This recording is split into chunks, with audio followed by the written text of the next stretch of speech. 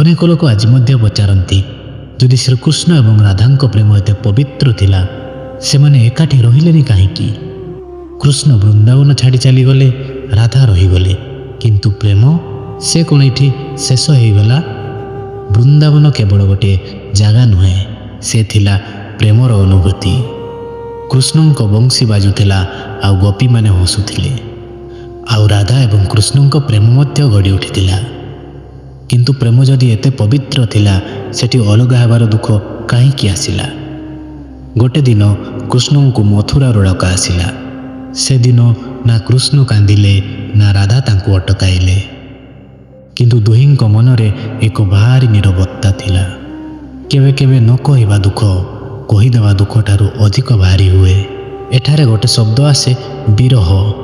ବିରହର ଅର୍ଥ ଦୁଇ ଜଣ ଅଲଗା ହୋଇଯିବା, କିନ୍ତୁ ପ୍ରେମ ମନରୁ କେବେ ବି ଅଲଗା ହୋଇନଥାଏ। ଏହା କେବଳ ଦୁଃଖ ନୁହେଁ, ଏହା ଗଭୀର ପ୍ରେମର ପରୀକ୍ଷା। କୃଷ୍ଣ ଚାଲିଗଲା ପରେ ରାଧା କାନ୍ଦିଲେ ନାହିଁ, ସେ ଅଭିଯୋଗ କଲେ ନାହିଁ, ନା ସେ ପ୍ରଶ୍ନ ମଧ୍ୟ କଲେ। ସେ କେବଳ ନୀରବ ଭାବେ ପ୍ରେମକୁ ଧରି ରଖିଲେ, କାରଣ ରାଧାଙ୍କ ପ୍ରେମ ପାଇବା ପାଇଁ ନୁହଁ, ତ୍ୟାଗ ପାଇଁ ହୋଇଥିଲା। ଏହା ହେଉଛି ସବୁଠାରୁ ବଡ଼ ସତ୍ୟ। କୃଷ୍ଣଙ୍କ ପ୍ରେମ କର୍ତ୍ତବ୍ୟ ଥିଲା ଆଉ ରାଧାଙ୍କ ପ୍ରେମ ତ୍ୟାଗ। କୃଷ୍ଣ ସମସ୍ତଙ୍କ ପାଇଁ ଥିଲେ ଆଉ ରାଧା କେବଳ କୃଷ୍ଣଙ୍କ ପାଇଁ। ସେଇଥିପାଇଁ ସେମାନେ ଏକାଠି ରହିଲେ ନାହିଁ, କିନ୍ତୁ ପ୍ରେମର ସବୁଠୁ ବଡ଼ ଉଦାହରଣ ସାଜିଗଲେ। ରାଧା ଏବଂ କୃଷ୍ଣଙ୍କ ଅଲଗା ହେବା ପ୍ରେମର ହାରିବା ନୁହଁ, ଏହା ପ୍ରେମର ସର୍ବୋଚ୍ଚ ରୂପ।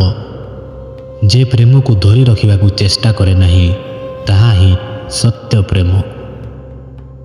ଦର୍ଶକ ବନ୍ଧୁ, ଏମିତି ଭିଡ଼ିଓ ପାଇଁ ଆମ ସହିତ ଜଡ଼ିତ ରୁହନ୍ତୁ।